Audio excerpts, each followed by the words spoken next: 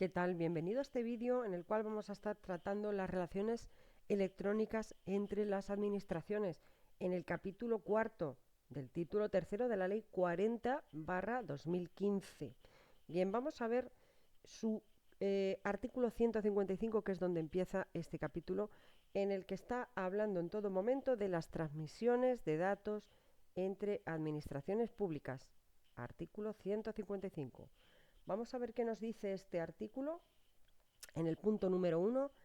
De conformidad con lo dispuesto en el Reglamento UE 2016/679 del Parlamento Europeo y del Consejo del 27 de abril del 2016 relativo a la protección de las personas físicas en lo que respecta al tratamiento de datos personales y a la libre circulación de estos datos, y por el que se deroga la Directiva 95/46/CE y en la Ley Orgánica 3/2018 del 5 de diciembre de protección de datos personales y garantía de los derechos digitales y su normativa de desarrollo, cada administración deberá facilitar el acceso de las restantes administraciones públicas a los datos relativos a los interesados que obren en su poder, especificando las condiciones, protocolos y criterios funcionales o técnicos necesarios para acceder a dichos datos con las máximas garantías de seguridad, integridad y disponibilidad. Dice el 2 que en ningún caso, es importante, podrá procederse a un tratamiento ulterior de los datos para fines incompatibles con el fin para el cual se recogieron inicialmente los datos personales, de acuerdo con lo previsto en el artículo 5.1, letra B del Reglamento UE 2016/679, no se considerará incompatible con los fines iniciales el tratamiento ulterior de los datos personales con fines de archivo en interés público, fines de investigación científica e histórica o fines estadísticos, ¿vale? Bien, vamos al punto 3. Dice que fuera del caso previsto en el apartado anterior y siempre que las leyes especiales aplicables a los respectivos tratamientos no prohíban expresamente el tratamiento ulterior de los datos para una finalidad distinta, cuando la administración pública cesionara los datos, cesionaria de los datos, pretenda el tratamiento ulterior de los mismos para o una finalidad que estime compatible con el fin inicial, deberá comunicarlo previamente a la administración pública cedente, a los efectos de que ésta pueda comprobar dicha compatibilidad. La administración pública cedente, la cedente, podrá en el plazo de 10 días, cuidado con el plazo, 10 días, ya sabemos que los plazos de 10 días son los más destacables en esta ley, oponerse motivadamente.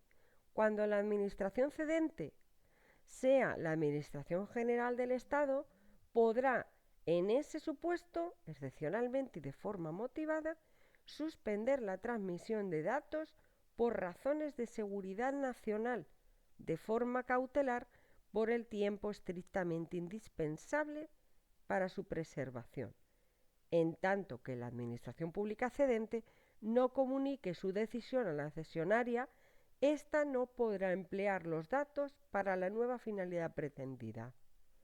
Se exceptúan de los dispuestos en el párrafo anterior, es decir, con excepción, los supuestos en que el tratamiento para otro fin distinto de aquel para el que se recogieron los datos personales esté previsto en una norma con rango de ley, de conformidad con lo previsto en el artículo 23.1 del Reglamento UE. Bien, vamos a pasar ya entonces al artículo 156. En él vamos a estar viendo el Esquema Nacional de Interoperabilidad y Esquema Nacional de Seguridad. Vamos a ello. Punto 1. El Esquema Nacional de Interoperabilidad comprende el conjunto de criterios y recomendaciones en materia de seguridad, conservación y normalización de la información, de los formatos y de las aplicaciones que deberán ser tenidos en cuenta por las administraciones públicas para la toma de decisiones tecnológicas que garanticen la interoperabilidad. Punto 2. El Esquema Nacional de Seguridad tiene por objeto establecer la política de seguridad en la utilización de medios electrónicos en el ámbito de la presente ley y está constituido por los principios básicos y requisitos mínimos que garanticen adecuadamente la seguridad de la información tratada. Bien, vamos a pasar al artículo 157. Aquí se va a estar hablando de la reutilización de sistemas y aplicaciones de propiedad de la Administración. Bien, el punto 1 dice que las administraciones pondrán a disposición de cualquiera de ellas que lo solicite las aplicaciones desarrolladas por sus servicios o que hayan sido objeto de contratación y de cuyos derechos de propiedad intelectual sean titulares, salvo que la información a la que estén asociadas sea objeto de especial protección por una norma. Las administraciones cedentes y cesionarias podrán acordar la repercusión del coste de adquisición o fabricación de las aplicaciones cedidas. Punto 2. Las aplicaciones a las que se refiere el apartado anterior podrán ser declaradas como de fuentes abiertas cuando de ello se derive una mayor transparencia en el funcionamiento de la administración pública o se fomente con ello la incorporación de los ciudadanos a la sociedad de la información. Punto 3. Las administraciones públicas, con carácter previo a la adquisición, desarrollo o al mantenimiento a lo largo de todo el ciclo de vida de una aplicación, tanto si se realiza con medios propios o por la contratación de servicios correspondientes, deberán consultar en el Directorio General de Aplicaciones, dependiente de la Administración General del Estado, si existen soluciones disponibles para su reutilización, que puedan satisfacer total o parcialmente las necesidades, mejoras o actuaciones que se pretende cubrir, y siempre que los requisitos tecnológicos de la interoperabilidad y seguridad así lo permitan. En este directorio constarán tanto las aplicaciones disponibles de la Administración General del Estado como las disponibles en los directorios integrados de aplicaciones del resto de las administraciones. En el caso de exigir una solución disponible para su reutilización total o parcial, las administraciones públicas estarán obligadas a su uso, salvo que la decisión de no reutilizarla se justifique en términos de eficiencia conforme al artículo 7 de la Ley Orgánica 2/2012 de Estabilidad Presupuestaria y Sostenibilidad Financiera. Bien, vamos a ver ahora ya el último artículo de esta Ley 40/2015. Bien, el artículo 158 que habla de la transferencia de tecnología entre administraciones.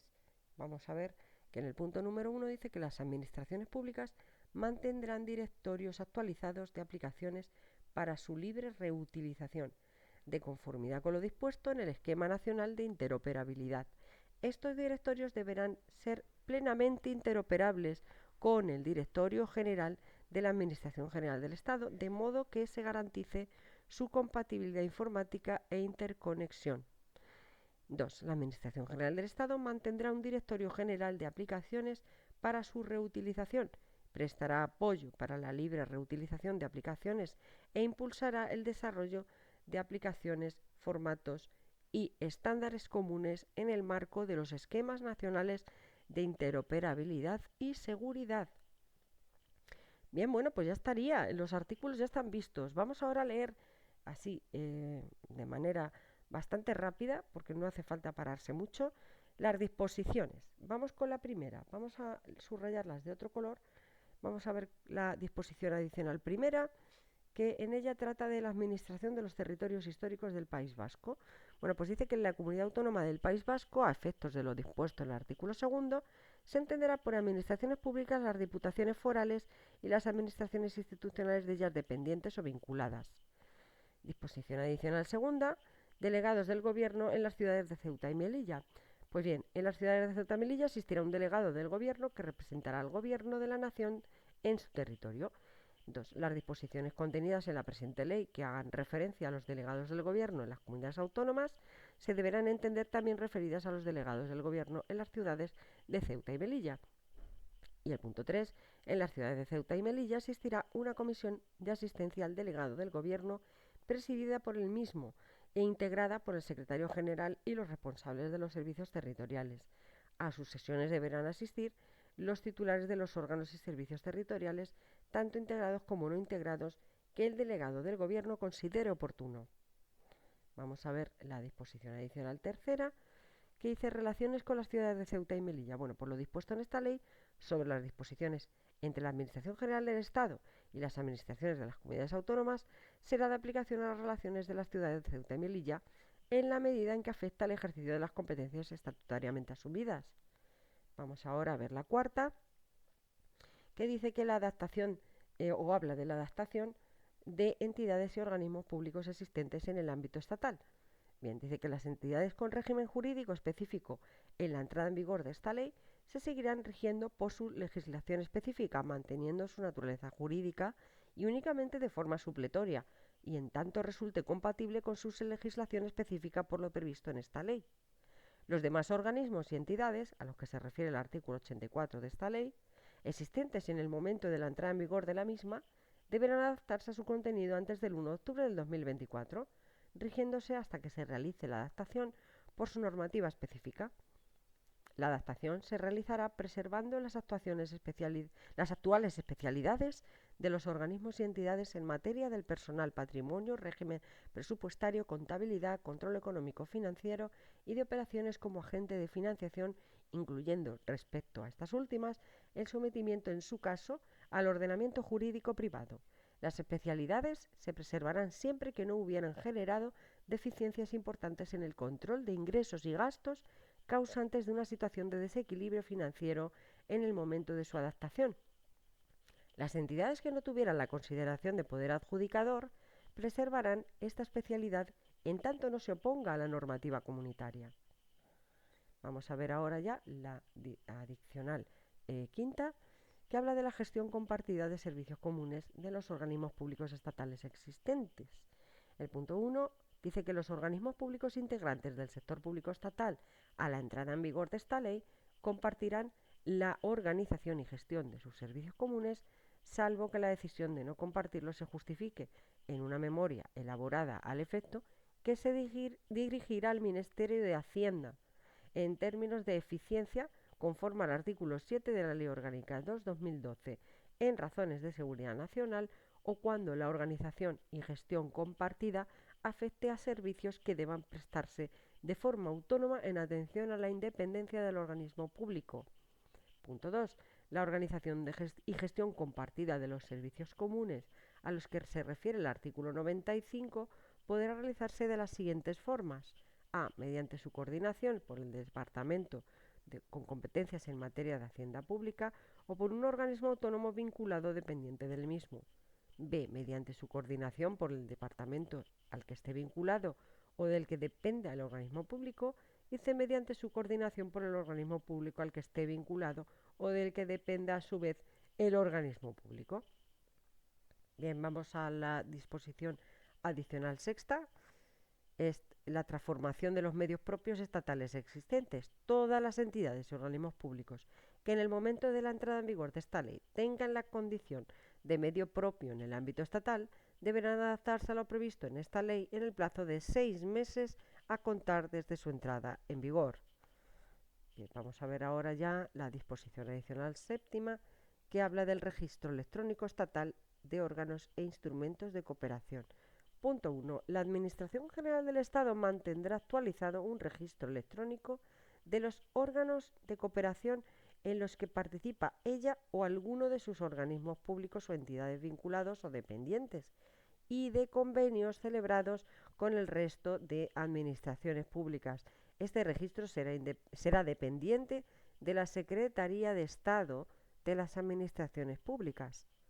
Punto 2. La creación, modificación o extinción de los órganos de cooperación, así como la suscripción, extinción, prórroga o modificación de cualquier convenio celebrado por la Administración General del Estado o alguno de sus organismos públicos o entidades vinculados o dependientes, deberá ser comunicada por el órgano de esta que lo haya suscrito en el plazo de 5 días desde que ocurra el hecho inscribible al Registro Electrónico Estatal de Órganos e Instrumentos de Cooperación. Punto 3. Los departamentos ministeriales que ejerzan la secretaría de los órganos de cooperación deberán comunicar al registro antes del 30 de enero de cada año los órganos de cooperación que hayan extinguido. 4. El Ministerio de Hacienda elevará anualmente al Consejo de Ministros informes sobre la actividad de los órganos de cooperación existentes, así como sobre los convenios vigentes, a partir de los datos y análisis proporcionados por el Registro Electrónico Estatal de Órganos e Instrumentos de Cooperación. Punto 5. Los órganos de cooperación y los convenios vigentes disponen del plazo de 6 meses a contar desde la entrada en vigor de esta ley para solicitar su inscripción en este registro. 6. Los órganos de cooperación que no se hayan reunido en el plazo de 5 años desde su creación o en un plazo de 5 años desde la entrada en vigor de esta ley quedarán extinguidos. Bien, vamos ahora a leer la disposición adicional octava, que habla de la adaptación de los convenios vigentes suscritos por cualquier administración pública e inscripción de organismos y entidades en el inventario de entidades del sector público estatal, autonómico y local. El punto 1. Todos los convenios vigentes suscritos por cualquier administración pública o cualquiera de sus organismos o entidades vinculados o dependientes deberán adaptarse a lo que previsto en el plazo de 3 años a contar desde la entrada en vigor de esta ley. No obstante, esta adaptación será automática en lo que se refiere al plazo de vigencia del convenio por aplicación directa de las reglas previstas en el artículo 49, letra H, punto primero, para los convenios que no tuvieran determinado un plazo de vigencia o, existiendo, tuvieran establecida una prórroga tácita por tiempo indefinido en el momento de la entrada en vigor de esta ley. En estos casos, el plazo de vigencia del convenio será de 4 años a contar desde la entrada en vigor de la presente. Punto 2. Todos los organismos y entidades vinculados o dependientes de cualquier administración pública y cualquiera que sea su naturaleza jurídica existentes en el momento de la entrada en vigor de esta ley deberán estar inscritos en el inventario de entidades del sector público estatal, autonómico y local en el plazo de 3 meses a contar desde dicha entrada en vigor. Vamos a la novena, que habla de la Comisión Sectorial de Administración Electrónica.